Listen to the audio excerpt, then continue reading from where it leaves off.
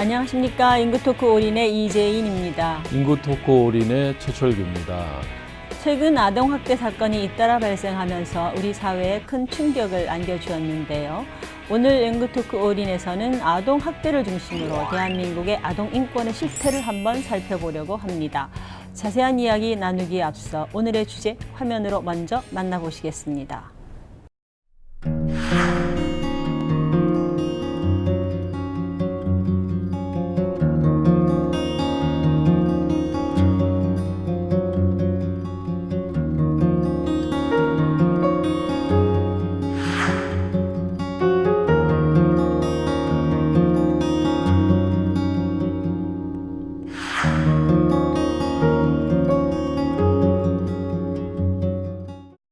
네, 저도 정말 참담한 심정으로 뉴스를 봤던 기억이 납니다. 시청자 여러분들도 그러셨을 텐데요.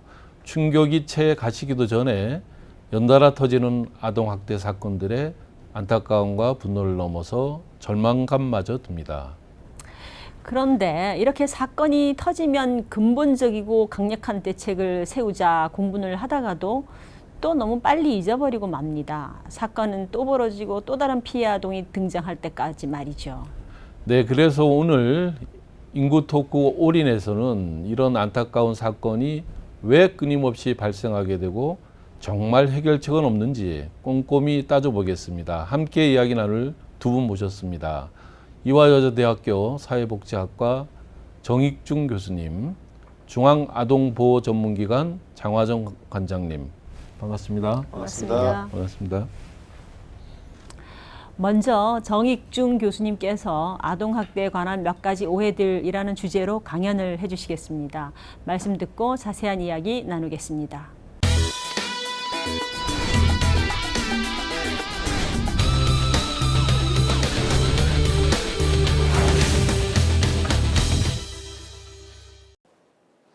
안녕하십니까. 저는 이대 사회복지학과의 정익중이라고 합니다. 오늘 아동학대에 대해서 몇 가지 알려드리려고 합니다.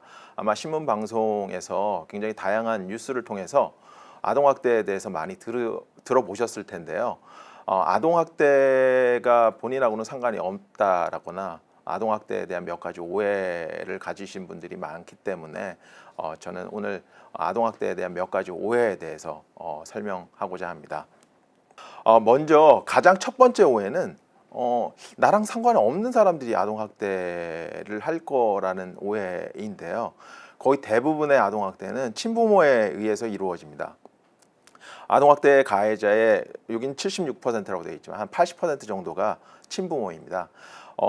괜한 피해자가 되는 분들이 계모, 계부 이런 분들인데 신문방송에서는 계모, 계부에 의한 아동학대가 주로 신문 기사화 되기 때문에 아마 친부모는 안 할 거다 이렇게 생각하시는 분들이 많은데 실제로는 친부모가 가장 아동학대의 가해자로 등장하고 있고, 그리고 아동학대가 주로 일어나는 공간도 집안이라는 사실 기억해 두시면 좋을 것 같습니다.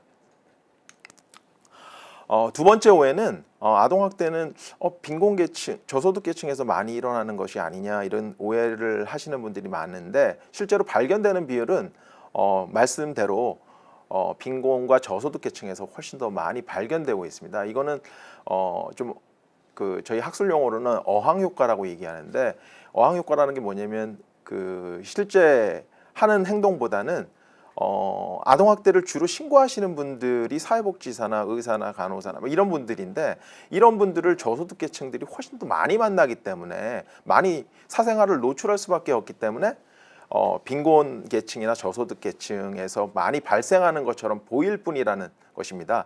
그래서 거의 대부분 아동학대는 저소득 계층에서 많이 일어나고 있고, 예전에 울주에서 일어났던 아동학대 사건 같은 경우에는 쉽게 발견하기 어려웠던 이유가 그분들이 그 중산층이었기 때문에 쉽게 발견하기 어려웠습니다. 그래서 모든 계층에서 일어난다는 사실을 기억해 주시면 좋을 것 같습니다.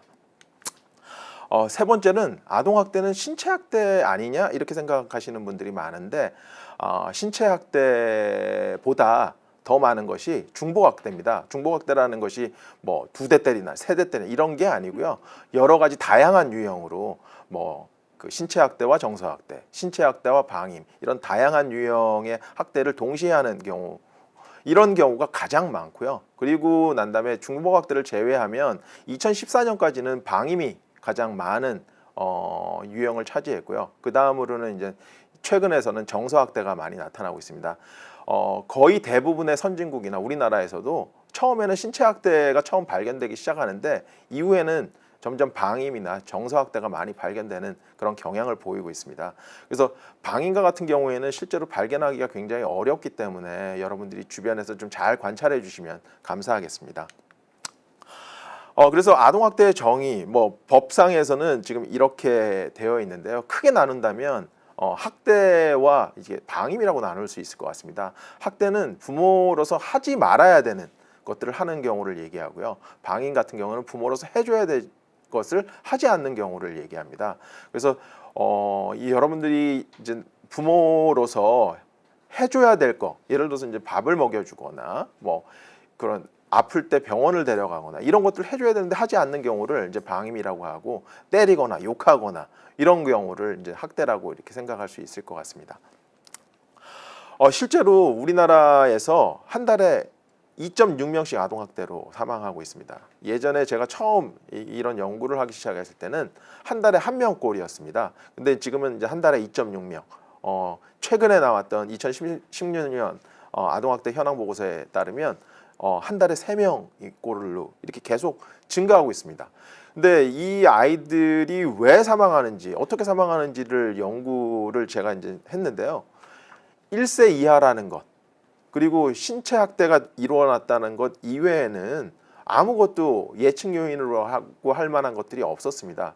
그렇게 따지면 아동학대 사망이라는 것이 굉장히 우연하게 이루어질 수 있고, 그래서 아이들이 한 대만 때려도 아이들이 사망할 수 있다는 사실을 명확하게 알고 계시고, 그래서 주변 사람들의 신고가 굉장히 중요하지 않을까 이렇게 생각이 됩니다. 그래서 제가 왜 이런 연구를 하게 됐냐면, 이 아동학대를 저희가 그냥 이렇게 놔둔다면 우리에게 사회경제적 비용이 얼마나 큰지 이런 것과 관련된 연구를 했습니다. 실제로 손실 비용이 76조나 되는데 이건 GDP의 5.1%에 해당하는 정도로 굉장히 많은 사회경제적 비용이 될 수 있기 때문에 저희가 이것 하지 않도록 우리 굉장히 좀 미리부터 사전에 예방하고 이런 것들이 굉장히 중요하지 않을까 이렇게 생각이 됩니다. 먼저 일이 터졌을 때 하는 것이 아니라 사전에 예방하는 것들이 훨씬 더 중요하지 않을까 이렇게 생각이 됩니다. 아이들이 지금도 죽어가고 있습니다. 아이들의 무고한 죽음에서 저희는 교훈을 얻어야 되고요. 그런 교훈을 통해서 세상이 바뀌어야 되지 않을까 이렇게 생각이 됩니다. 이런 교훈을 얻지 않는다면 저희가 되돌이표 같은 정책 제안이 계속될 거고 전혀 상황은 개선되지 않는 그런 악순환이 계속되지 않을까 이렇게 생각이 됩니다. 아이들의 죽음이 헛되지 않도록 계속 기억될 수 있도록 여러분들도 관심을 가져주시기 바랍니다. 감사합니다.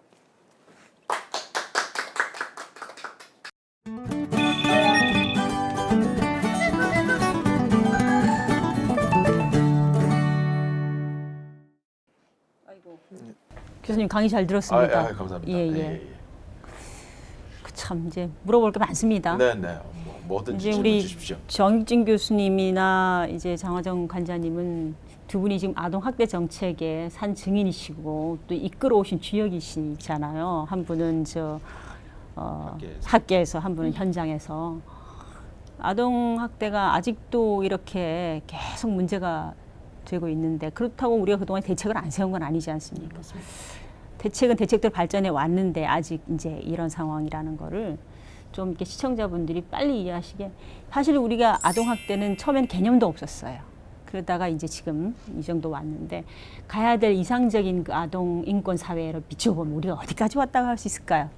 지금 많이 이제 왔는데 아직까지 이제 저는 시스템은 많이 갖춰진 편이라는 생각이 듭니다. 그러니까 예전에 비해서 많은 시스템이 갖춰졌는데 이제 문화가 바뀌어야 되지 않을까. 예전에 훈육을 체벌이라는 방식으로 진행했다면 이제는 체벌 이외에 다양한 대안적인 방식으로 훈육하는 방법들을 좀 배워나가는 체벌과 훈육은 완전히 다르다라는 것들을 인식하는 그런 사회가 되어야지. 그리고 아이들이 이런 훈육 과정에서 직접 참여할 수 있도록 만드는 그런 것들이 좀 필요하지 않을까 이렇게 생각이 됩니다. 오늘의 주제를 아주 메인 테마를 말씀해 주셨습니다. 우리 저는 이제 교수님께서 그런 문화와 관련된 얘기를 하셨으니까 저는 일단 대책은 정말 많이 만들어졌고 종합대책이라고 이제 여러 번의 대책들이 발표됐으니까 사실 얼마나 이행하고 있는지 우리가 정말 모니터하고 사실 이 대책은 만들어 놓은 게 중요한 게 아니라 얼마나 이행이 잘 되고 있느냐가 중요한 거잖아요. 근데 사실 이행은 이 예산 문제랑 항상 함께 간다는 부분을 우리가 한 번 더 오늘 이 시간에 좀 짚고 넘어가야 되지 않을까 이런 생각을 합니다. 제법 왔는데 갈 길은 온 만큼 많다. 뭐 그냥 이렇게 들리는 것 같습니다. 아동학대 아까 강의에서 말씀 나오셨지만 아동학대 개요 그러니까 기본 개념을 한번 정리해 주시고 그 유형 다시 요약해서 말씀 주시겠습니까, 교수님? 학대의 유형에는 신체 학대, 정서 학대, 성학대, 방임 이렇게 4가지 종류가 있는데요. 크게 나누면 학대와 방임 이렇게 나눠볼 수 있을 것 같습니다. 그러니까 학대는 부모로서 하지 말아야 될 거. 이게 신체적 체벌이라든지 이런 것들은 신체 학대고 욕을 한다든지 아니면 악담을 한다든지 잔소리를 많이 한다든지 이런 것들은 정서학대에 해당하는 거고. 잔소리도요? 예. 잔소리가 너무 심해지면. 예. 그리고 성학대는 성과 관련된 굉장히 다양한 학대, 성폭행이든지 이런 것들이 있을 수 있고요. 방임은 부모로서 해줘야 될 것들을 하지 않는 경우입니다.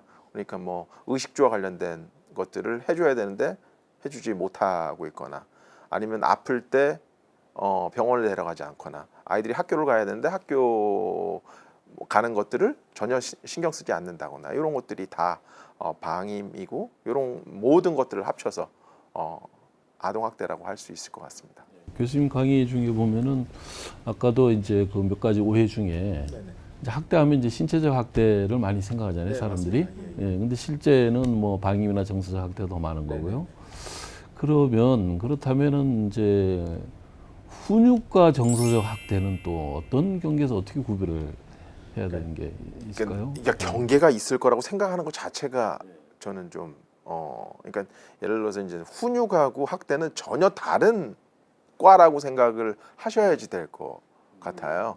그러니까 학대적인 방식으로 훈육을 하겠다라는 거 생각 자체가 뭔가 좀 문제가 될 수 있는 여지가 있다. 그러니까 이제 제가 보기에는 정서적 학대와 훈육이 보통의 일반인들 가정에 있어서는 맞습니다. 똑같이 생각할 여지가 있으니까 그것을 어떻게 우리가 구분할 수 있는 그 얘기죠?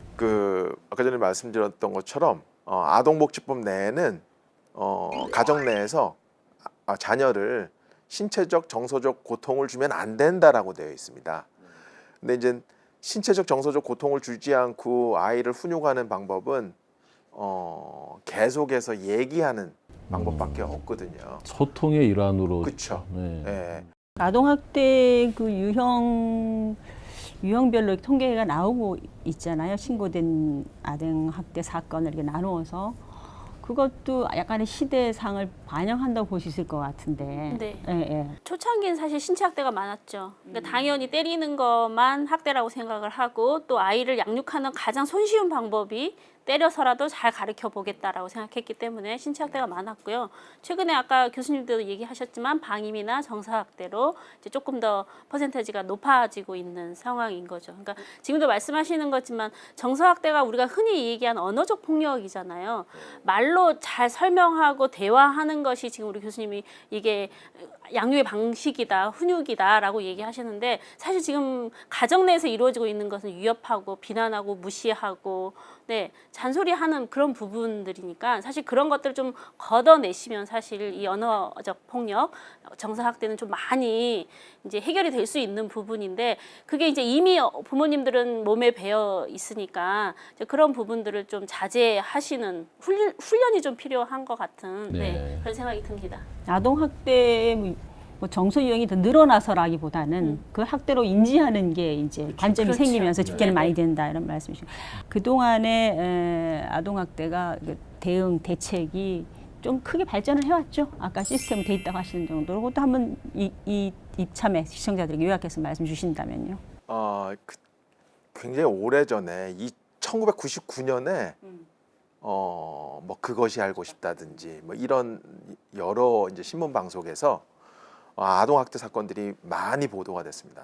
그러면서 2000년에 아동복지법이 개정되었고 그 개정 속에 아동 학대에 대한 개입.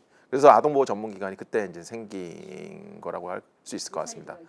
근데 이제 그때는 워낙 적은 수로 이제 해야 되다 보니까 그리고 또 민간인이고 뭐 여러 가지 시스템 예산 뭐 이런 것들이 갖춰지지 않아 가지고 뭐 아동보호 전문기관에서 너무 많이 고생을 많이 하셨죠. 근데 이제 아동보호 전문기관에서 계속 뭘 바꿔달라 이렇게 얘기하면 절대 듣지를 않는데 아이들이 한 명 죽을 때마다 그러니까 아동 정책은 아동의 피를 먹고 자란다라는 저희 표현이 있는데 아이들이 죽을 때 굉장히 이슈가 됐던 그런 사건들이 있을 때마다 조금씩 변해왔고요. 2014년에 울주, 칠곡 이때 아동학대 사건이 터지면서 아동학대 범죄에 관한 특례법이 생기고 아동복지법이 개정되면서 직권과 같은 그런 체계를 갖추게 되었습니다. 근데 지금도 뭐 부족한 것들이 굉장히 많죠. 뭐 다른 의미라기보다는 시스템이 굉장히 부족하다기보다는 그게 인력과 예산이 너무 부족하다 보니까 제대로 된 지원, 사후 관리, 뭐 예방 이런 것들이 굉장히 어렵지 않나 이렇게 생각이 됩니다. 그래서 지금 대책이 아까 우리 교수님 말씀하셨지만 2015년에 이제 사건들이 너무 많이 나니까 이제 복지부에서도 종합대책이라는 걸 마련해서 신속하게 대응하자, 이제 발견하자라는 부분 그리고 이제 강력하게 대응하고 예방을 좀 더 철저히 하자라고 해서 최근에는 또 이 아동 행복 시스템이라는 걸 갖춰서 사전에 이제 아동학대가 되기 전에 미리미리 가서 사전에 보고 학대로까지 연결하지 말고 예방하는 차원으로 지금 보고 있는 그런 시스템까지 사실 갖춰 놨기 때문에 아동 네. 보호하는 기관에서 이렇게 그 몇 가지 체크하는 네, 아동 학대 그렇죠. 징후가 있으면 네네. 그런 거. 그럼 그거하고 지금 아동 학대 수가 올라가는 거하고는 정책이 잘 돼서 올라가는 역설이라고 해야 할 부분이 있겠네요. 아동 학대 이 통계는 올라가더라고요. 사실 이제 빙산의 일각이라고 우리가 흔히 얘기하는 거잖아요. 그러니까 지금 발견되어지는 거는 이제 우리가 인식이 조금 바뀌어가지고 이제 신고가 조금 늘어나고 발견하는 눈이 좀 생겨서 이제 그런 상황이고 아마도 지금도 저희는 이거보다 한 3배는 더 들어 있지 않을까라는 생각들을 사실 하고 있죠. 현재 우리나라 그러면은 이제 아동 중에 학대받는 어린이들이 어느 정도 되고 이게 이제 다른 선진국에 비해서 심각성이 어느 정도로 보면 될까요, 우리가? 한 3만 4천 건 정도로 신고를 받았어요. 네, 근데 이제 그게 다른 선진국으로 비교를 하면 이제 1000명당 다른 데는 한 10명에서 12명 정도 발견하는데 저희는 이제사 한 2명 정도 발견하는 수준이에요. 12명, 2명. 네네. 그래서 큰 차이, 이제 큰 차이네. 네, 많이 차이가 나는 거죠, 아직은. 아동 학대가 얼마나 나쁜 거냐, 얼마나 심각한 거냐 하는 거 늘 듣지만 한 번 더 정리를 해보고 가겠습니다. 아동 학대 발생 연령이 어릴수록 이 피해는 더 심각하고 극적이고 회복이 어렵고 그렇다고 알고 있는데요. 예. 뭐 아동학대의 가장 심각한 결과는 사망이고요. 그 사망 이외에 뭐 장애, 그러니까 예를 들어 이제 그 신체적 학대나 정서적 학대를 굉장히 많은 사람들의 뇌 사진, 뇌 영상을 찍어본 게 있어요. 그랬더니 그 어떤 인지 기능과 관련된 것들이 굉장히 축소되어 있는 그런 양상을 보였거든요. 그만큼 아이들을 때리거나 이런 정서적으로 학대하는 경우에는 이런 여러 가지 다양한 신체 정서적 문제, 그러니까 뭐 신체적 문제뿐만 아니라 정서적인 문제도 자기 스스로 자기를 사랑하지 못하는 자기 존중감이 굉장히 낮거든요. 자기 존중감이 낮은 사람들은 이후에 뭐 대인 관계에서의 문제라든지 뭐 자살이든지 뭐 굉장히 다양한 이제 문제로 연결되는 경우가 많거든요. 그래서 뭐 진짜 그 제가 생각하기에는 어렸을 때 가장 큰 위기 중에 하나는 학대다. 네. 이렇게 생각이 됩니다. 사실 통계적으로 보면 방임이 굉장히 그 무서운 학대 유형의 하나로 네. 돼 있잖아요. 그러니까 이 방임에 대해서는 누구도 이제 인지나 뭐 이제 의식을 못 하고 지나가는 경우가 많지 않습니까? 그렇죠. 일단 근데 이제 그게 상당히 그 어느 정도 심각성이 있다고 봐야 되나요? 특히 방임은 이제 영아 같은 경우는 젖을 못 먹으면 사망에 이르게 되는 상황이 되는 것이 가장 큰 거고요. 그리고 이제 또 적절한 지적인 자극들이 들어와야 되는데 그렇지 못하는 경우들이 꽤 많이 있어서 사실 방임된 아이들의 IQ가 일반 아이들보다 20점이 낮다는 연구도 사실 최근에 나왔거든요. 그래서 이제 아이들 입장에서 방임은 정말 치명적이다라는 부분들을 제가 계속 얘기하는 거죠. 그럼 다음 편에서는 이 아동학대 왜 이렇게 계속 반복되는지 심층적으로 아동학대를 발생시키는 원인에 대해서 좀 더 짚어보도록 하겠습니다.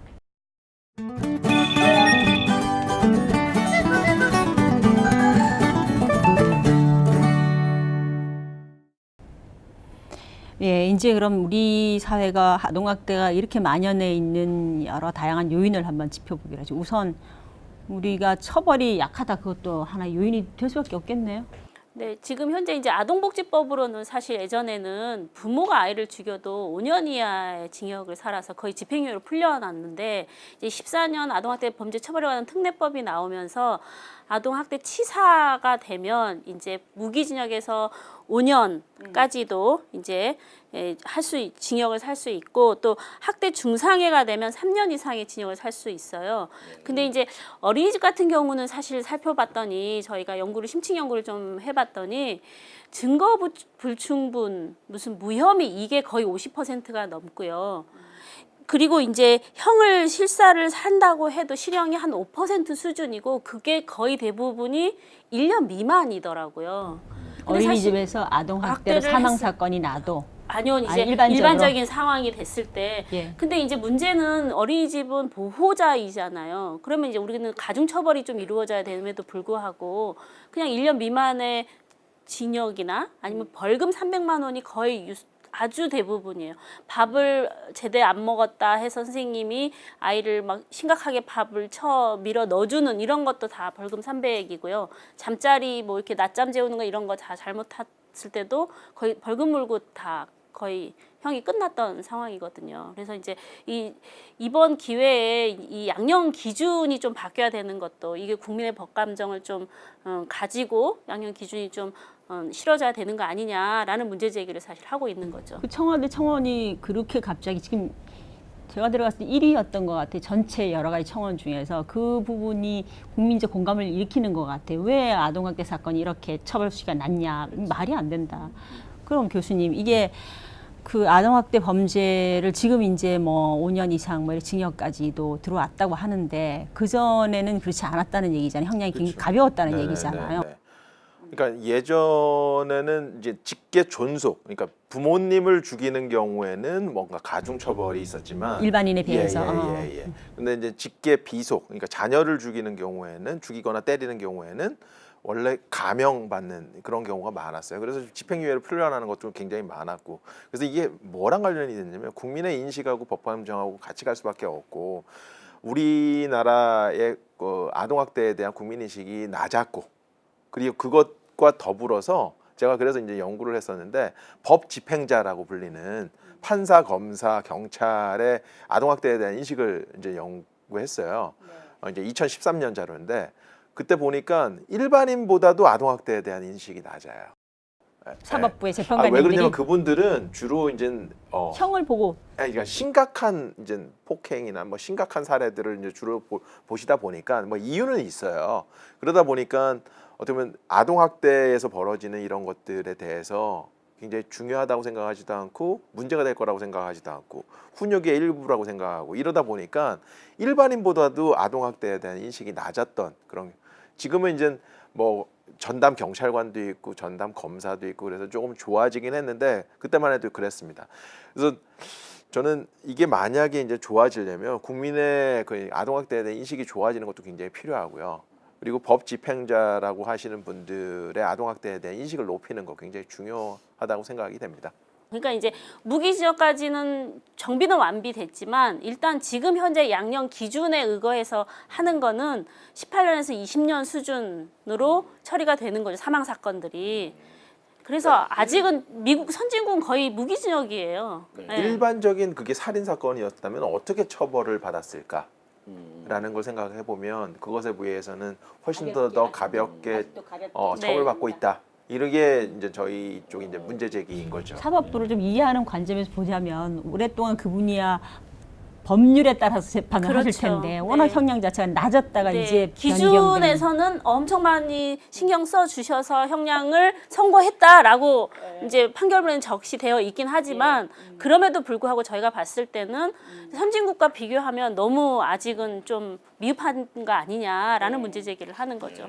그래서 법 집행자는 신고 의무자는 아니거든요. 그래서 따로 교육을 받지는 않으세요. 그래서 법 집행자도 어떻게 보면 그 다른 그 신고 의무자랑 마찬가지로 교육을 좀 받으시면 좋지 않을까. 이거는 그냥 일반인 교육 받는 거와 마찬가지로 법 집행자의 인식도 높일 필요가 있어서 그런 것들은 이제 제안하는데 근데 잘 안 들어주시죠. 그 성폭력 특별법 들어올 때 상황이 꽤 유사한데 법원이 있어도 그럼요. 그 집행하는 그 경찰들이 인식이 자기네들이 경찰 시험 칠 때는 그런 과목이 없었다 뭐 이런 분 말씀을 하시던데 지금은 경찰관 분들은 이제 좀 이따가 나오겠지만 신고 들어오면 동행해서 조사가 가려면 이미 이제 이런 법에 대해서 많이 숙지를 하고 계시죠? 벌써 진행이 됐으니까. 예, 예. 그러니까 아동학대로 112로 신고가 되면 코드 2 지령이 내려지고요. 코드 2 지령 5분 안에 현장에 출동할 수 있게 지구대가 이제 출동하는 거고요. 이제 그렇게 되면 당연히 공동수행 지침이라고 그래가지고 저희가 아동보호 전문기관과 경찰과 법무부가 함께 보고 있는 공동수행 지침을 마련해놨죠. 경찰은 출동할 수 있는데 아동보호 전문기관은 그 인력이 부족하고 개수가 부족해서 실제로 같이 출동하기가 5분 어려운 체계를 5분 가지고 내 있는 출동 거죠. 거의 네. 불가능하죠. 저희는 1시간 반 있다가 출동합니다. 그렇지 뭐 60개인데 네. 지금 신고 현장이 30분 내 거리 안 네. 있는 데가 많꽤 될 텐데. 네, 맞습니다. 예, 알겠습니다. 그건 좀 이따 한 번 더 여쭤보기로 하고. 저희가 그 자랄 때만 해도 그 사랑의 매 이런 표현을 썼잖아요. 네. 지금은 이제 뭐 그런 게 좀 사라지고 있는 것 같은데 그 우리나라만의 어떤 그 사랑의 매라는 게 우리나라만의 저건가요? 뭐 이제 우리나라의 무슨 문화적인 어떤 뭐 특색에서 나오는 건지 다른 나라하고 비교했을 때 좀 글쎄 이제 우리가 알고 있는 우리 그 속담 같은 데서도 괜찮은 거를 하기 위해서는 매를 한 대 더 주고 뭐를 하면 떡을 하나 더 주고 뭐 이런 식의 사실 그런 속담들이 있는 것처럼 우리는 이제 잘 자라게 하기 위해서 매라는 거를 들고 뭔가 훈육을 하시겠다, 때려서라도 올바른 길로 지도하겠다라는 것들을 아마 사랑의 매로 표시를 한 것 같은데 사실 저희가 봤을 때 이게 이제 한 대를 때려서 아까도 말씀하셨지만 이게 금방 바뀔 수 있는 상황이 아니거든요. 그러니까 이 체벌이라는 것 자체는 수위가 점점 강해지고 내 수위가 높아질 수밖에 없는 상황이니까 이제 매를 때려서 뭔가 문제를 해결하는 거는 사실 적절한 방법이 아니다. 많은 미국에서 연구에서도 이건 강력한 단기 효과일 뿐이지 그 앞에서만 엄마 말 잘 듣게 만들어주는 거지 이게 장기적으로 봤을 때 관계 부모하고 아이들의 질 관계에서도 그것도 떨어지고 공포감을 조성시키고 불안하게 하고 그래서 아이의 정서상으로도 이 체벌이라는 것 자체가 매를 든다는 것 자체가 좋은 효과가 없다라는 연구 결과들이 사실 많이 있습니다. 근데 이제 아직 우리 문화에서는 매라는 것이 바로 들면 효과가 있다라고 생각하시는 부모님들이 아직 여전히 계시는 거죠. 사실 부모 역할을 하는 게 쉬운 일은 아니죠. 그리고 어디서 배워본 적도 없고 사실 내가 나를 키워왔던 우리 부모에게 받았던 방식을 제가 배워서 또 아이에게 하는 거잖아요. 그래서 이 교육의 시스템이 사실 정말 필요한 것 같고 저는 좀 손쉽게 매를 들지 마시고 심호흡을 좀 한번 하시자 이런 얘기를 사실 손쉽게 하거든요. 진정해라. 예. 특히 이제 그 어린이집 같은 선생님들은 전문가이시잖아요. 예. 그러니까 심호흡 한번 하고 누구야라고 예쁘게 다시 불러보자. 예. 이렇게 저는 얘기를 하는데 사실 이게 가정 내에서도 사실 그게 실천이 좀 되어야 되는데 쉽지 않은 방법이죠. 그런데 이제 전 세계적으로 한 53개국이 신체적 체벌을 금지한 나라들이 있어요. 근데 예. 우리나라도 법으로 그러니까 교사의 체벌부터 금지했고 2014년에 그 부모의 체벌까지 금지했는데 아는 부모가 많이 없으세요. 2014년에 금지됐어요. 예, 그게 이제 금지됐습니다. 예, 그게 이제 문제인 것 같아요. 거의 대부분의 체벌을 금지했던 나라들은 이 체벌 금지하는 시점에 굉장한 논란이 있었고 그 논란 속에 많은 사람들이 배우게 되는 과정이 있었는데 우리는 그런 논란 없이 갑자기 이제 법만 생긴 거예요. 그러니까 아무도 모르는 그런 법이. 는 그런 것 같아요. 2014년 법에 가정에서의 체벌도 이제 범죄 행위다. 신체적, 정신적 고통을 주지 말게 그렇게 되어 있어요. 있는 애매하게 네, 표현은 네, 되어 있어요. 네. 체벌 금지가 아니라 신체적, 정서적 고통을 가해서는 안 된다 이렇게 되어 있습니다. 근데 이거는 체벌하지 말라는 뜻이거든요.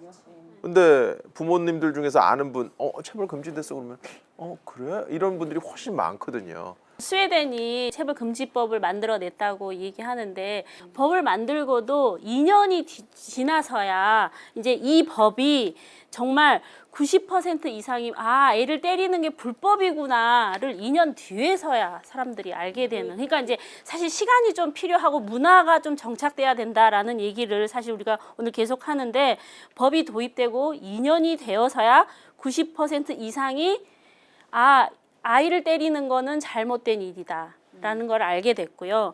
또 처음에는 자녀를 양육하면서 체벌할 수 있다가 동의가 90%였는데 2010년이 돼서야 자녀를 때리고 양육하면서 처벌할 수 있다 이것을 아니다 이건 10% 정도로 이렇게 뚝 떨어지는 역전되는. 예. 그래서 이제 인식이 전환이 되어야지 나중에 행동이 따라서 변한다는 거죠. 그러니까 이제 아직 우리나라는 인식이 지금 전환되고 있는 그 과도기라고 사실 저희는 알고 있으니까 이제 곧 그에 이어서 많은 부모님들도 이제 심호흡도 하시고, 좀 천천히 생각도 하시고, 아이들과 지내는 방법들을 좀 더 고민하고 노력하시는 이런 행동의 변화들이 같이 오지 않을까라는 기대를 해봅니다. 체벌 금지법이 제정되고도 아까 그 교수님 말씀하셨지만은 민법상에 자녀를 징계할 수 있다는 이런 조항이 있다면서 맞습니다. 그러면 예. 이제 법이 충돌되지 않나요? 그러니까 어떻게? 징계가 아까 전에 말씀드린 건 꼭 고통을 줘야지만 징계할 수 있는 건 아니거든요. 그러니까 그 법이 바뀌어야 되긴 해요. 그러니까 그래서 다행스럽게 예. 최근에 이제 의원님이 법 발의를 하셨다고 얘기가 됐어요. 그러니까 우리가 이 얘기한 대로 친권자는 보호 또는 교양을 위해 필요한 징계를 할 수 있다라고 되어 있는 게 지금 민법이잖아요. 거기에다가 징계 범위에 폭행이나 상해 등 학대 행위를 포함하지 아니한다. 즉 징계는 할 수 있지만 폭행이나 상해로 이렇게 학대하는 행위들은 하면 안 된다라고 징계권을 좀 제한을 한 법안이 지금 올라가 있다고 하니까 우리가 이제 이 법을 통과시키고 또 아까도 말씀하신 것처럼 이미 아동복지법은 이미 징계와 관련해서 지금 제한되어 있는 게 있으니까 같이 홍보를 해서 모든 국민들이 이거를 법이 이렇게 만들어졌다는 걸 알게 하는 것이 좋을 것 같고요. 사실 이제 그 체벌을 금지한 여러 나라에서 이제 평균을 좀 내봤더니 10만 명당 0.5명의 아이가 사망한 거예요. 즉 체벌을 금지하면 사망 사건은 확실히 줄일 수 있는데 아직 우리나라는 1.16명으로 아직 2배 이상 사망 사건이 있다. 이런 것을 알게 되시면 체벌 금지가 빠르게 이루어져야 된다라는 생각을 가지고 있습니다. 체벌금지법 제정에 대한 논의도 나오지 않은 바 아닌데 이거 자체가 사실은 그 체벌의 유해성에 대해서 인식을 자각하게 하는 효과는 있겠는데요, 아무래도. 그렇죠. 예. 네. 체벌. 그래서 많이 알려야지 될 것 같아요. 네. 이게 금지 걸 너무 모르기 때문에 이거를 좀 국민께 알릴 이번에 굉장히 좋은 기회라고 생각이 듭니다. 예, 그렇겠네. 다 포함되는 말씀인 것 같긴 한데 우리 문화가 유난히 자식을 종속물로 독립적 인격으로 보지 않고 종속물로 보는 경향이 그 외 동반 자살 뭐 이런 것도 그런 연장선상에서 바라봐지는데 뭐 한 말씀씩만 더 보태주신다 그래. 동반 자살이라는 표현도 잘 안 쓰거든요. 이제 그래요? 자녀 살해 후 자살 이렇게 이렇게 표현을 그러니까 아이가 같이 죽겠다고 한 경우가 아니라 거의 대부분의 사례는 자녀를 살해한 후에 자살하는 경우거든요. 그리고 거의 그때 이제 그분들의 이제 유서 같은 것들을 보면 내가 걷어야 된다 이렇게 생각하는 경우가. 그러니까 본인이 낳지만 본인 소유물은 아니거든요. 그리고 우리나라 사회가 이제는 약간 성숙했기 때문에 본인이 거두지 않아도 굉장히 거둘 수 있는 굉장히 다양한 시스템이 분명히 있기 때문에 제가 보기에는 꼭 그게 이제 최종 이런 단계에 가서 아이를 죽여야겠다 이런 생각을 하지 않으셔야지 될 거라는 생각이 듭니다. 그러니까 그래서 독립된 인격체이다. 네, 아이도. 비록 나를 통해서 태어났지만 아이는 아이 나름으로 독립된 인격체이다. 좋은 말씀 감사드리고요. 다음 파트에서는 이어서 이렇게 지금 신고가 들어오면 그 이후 사후 조치에 대해서와 또 제도 개선의 보완점 등에 대해서 좀 말씀을 들려주시기 바랍니다.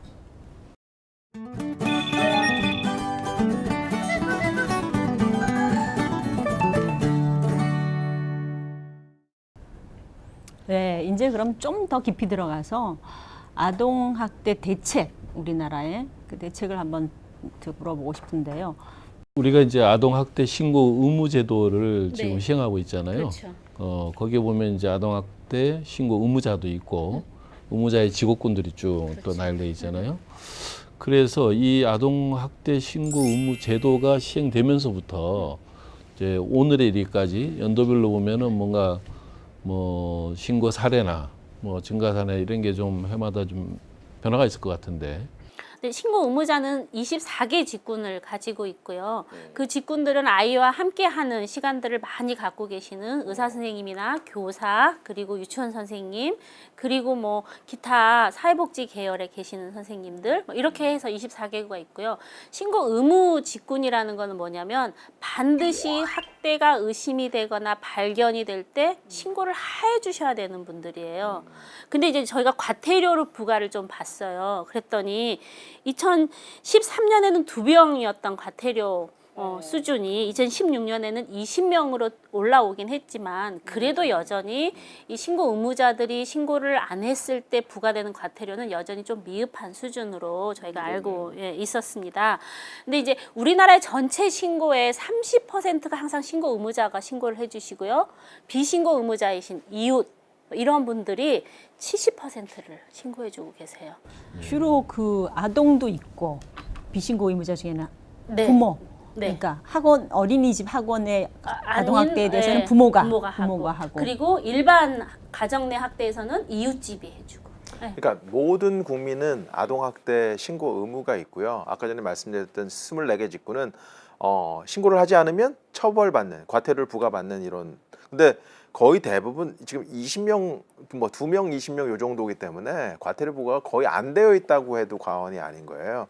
그래서 어떻게 보면 이분들이 몰랐다 이러면은 거의 과태료 부과에서 제외되는 경우가 많거든요. 그래서 제가 이제 또 주장하는 것 중에 하나는 처음에는 그렇게 몰랐다 하더라도 재학대가 발생하는 경우에도 뭔가 신고 의무자와 관련되는 경우에는 이분들에게는 과태료 처분이 필요하지 않나, 역추적하는 방식이 필요하지 않을까 이렇게 생각이 됩니다. 근데 거의 대부분은 왜 신고를 하지 않냐면 나 아동학대인지 잘 몰라서 그랬다. 근데 아동학대야지만 신고하는 게 아니거든요.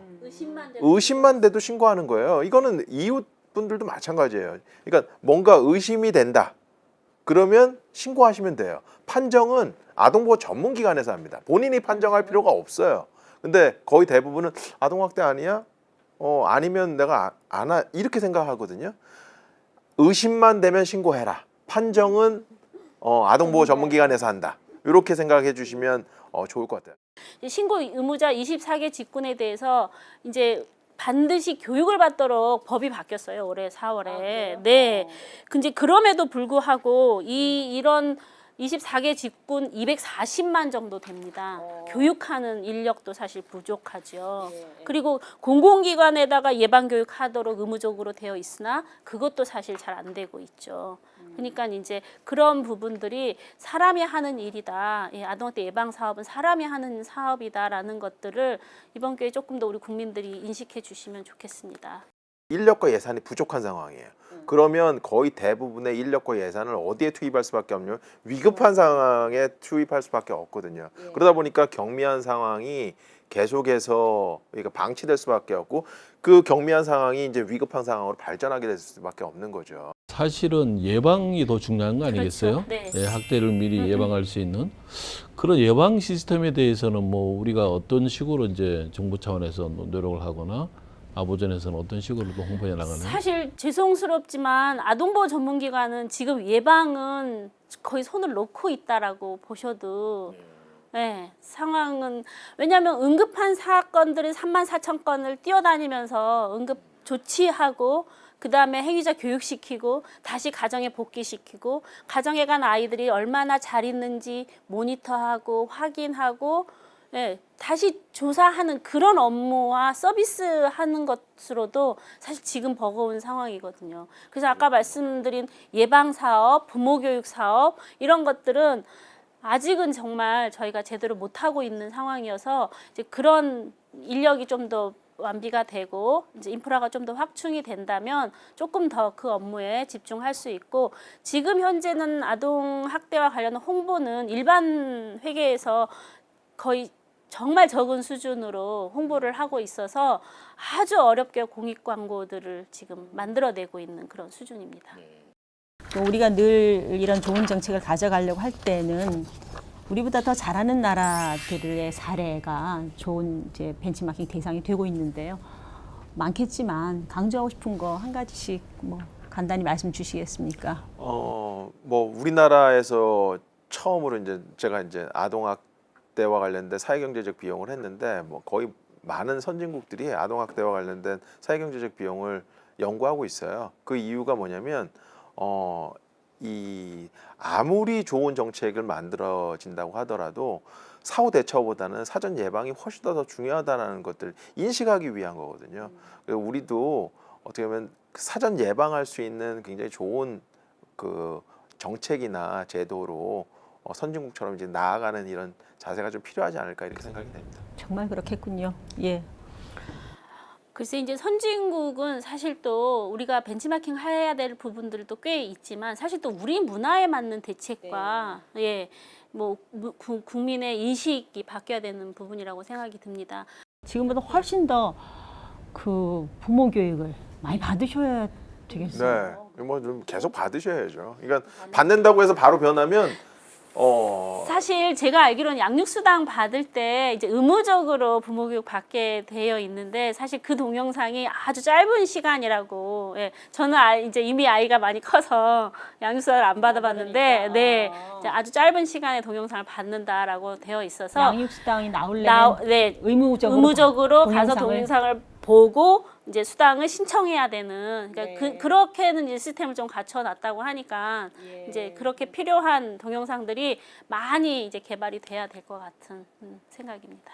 필요한 그 부모 교육하는 기관들이 좀 있으니까 건강가정진흥원이나 또 육아종합지원센터나 뭐 이런 곳에서 또 한국보육진흥원이나 이런 곳에서 부모교육 좋은 저 컨텐츠를 많이 만들고 있으니까 부모님들이 좀 찾아보시는 노력도 필요할 것 같습니다. 그러니까 근데 관심 있는 부모는 그렇게 찾아서 듣는데 꼭 필요하신 분들이 이제 안 받는 게 문제거든요. 그런 분들을 어떻게 지역사회에 있는 그런 분들을 어떻게 끌어올 거냐를 많이 이제 고민해야 될. 그래서 제가 좀 기대하고 있는 거는 아까 그 장원영 관장님도 얘기하셨지만 이 아동 행복 시스템이라고 우리나라에 있는 굉장히 다양한 빅데이터들을 활용해 가지고 위험이 높은 이런 아이들과 가족을 이제 발견하는 시스템이에요. 그러니까 그런 분 이제 발견이 되면 그런 분들에게 좀 교육을 제공할 수 있는 우선적으로 그런, 우선적으로 교육을 제공할 수 있는 그런 시스템이 좀 갖춰지면 좋지 않을까. 아마 근데 또 그런 분들이 이제 찾아가시면 어떻게 내 개인정보 얻었냐 그러면서 막 덤비시는 부모님들이 또 있으실 수 있을 것 같아요. 그런 분들이 이제 찾아오시면 내가 여러 가지로 도움이 필요한 시기이고 도움이 필요한 시기이기 때문에 뭔가 도움을 받는 게 정상이다 이렇게 생각을 해주시면 좋지 않을까 이렇게 생각이 됩니다. 이제 많은 말씀 나누시고 그래도 이 말씀은 꼭 그 강조하고 싶다 하는 말씀을 주실 차례입니다. 우리 저기 교수님. 네, 뭐 제가 하고 싶은 얘기 많이 했는데 저는 아이들이 그 무고한 죽음이 기억되고 그 기억 속에서 교훈을 꼭 얻어서 이후에는 아동이 건강하게 성장할 수 있는 학대와 빈곤 없는 건강한 세상에서 성장할 수 있게 하는 것들이 우리 성인이 해야 될 일이 아닐까 이렇게 생각이 됩니다. 저는 일본의 경우를 좀 들어서 제 마지막 하고 싶은 말씀을 좀 드리고 싶습니다. 최근에 일본이 2022년까지 2,000명의 사회복지사를 늘린다라고 하고 그걸 아동학대 쪽에 투입을 시켜준다라고 했고요. 또 한 가지는 아동학대 조사나 개입을 위해서 법적인 강제력이 너무 미약하니까 48시간 안에 부모가 혹시 집에 있더라도 문을 열고 들어가서 아이 안전을 책임질 수 있게 그런 권한들을 강화시켜줬다. 그러니까 최근에 나온 일본의 대책 중에 하나였습니다. 우리 아이가 지금 우리 모든 아이가 우리 아이라고 얘기하고 아이는 항상 미래라고 얘기를 합니다. 그렇다면 정말 많은 적극적인 예산 투자가 되지 않고는 이 문제, 아동학대 문제 해결할 수 없다라고 보여집니다. 네, 오늘 두 분 좋은 말씀 감사드립니다. 한 사회가 얼마나 성숙했나 그 수준을 보려면 그 사회가 아이들과 같은 사회적 약자를 어떻게 다루는가를 보면 된다는 말이 있지요. 오늘 이야기를 나누면서 참 부끄럽지 않을 수가 없었습니다. 네, 그렇습니다. 현재 우리나라는 저출산 문제를 해결하기 위해 많은 예산을 투입하며 수많은 대책들을 쏟아내고 있습니다. 그런데 해결의 기미는 보이지 않습니다. 이 땅에 살고 있는 아이들이 안전하고 행복하게 살아가는지, 과연 대한민국이 아이들이 살기 좋은 나라인지 이 질문들에 자신 있게 그렇다라고 대답할 수 있을 때 많은 사람들이 기꺼이 아이 낳기를 선택하지 않을까요? 네, 맞습니다. 오늘 함께 해주신 시청자 여러분들 중에 아이를 키우고 계신 분들은 이 시간을 계기로 나는 어떤 부모인지 훈육이라는 이름으로 혹시 아이에게 너무 큰 상처를 주지는 않았는지 스스로 돌아보는 시간을 가져보는 것도 좋을 것 같습니다. 인구 토크 오리는 다음 시간에 새로운 인구 이야기로 찾아뵙겠습니다. 감사합니다.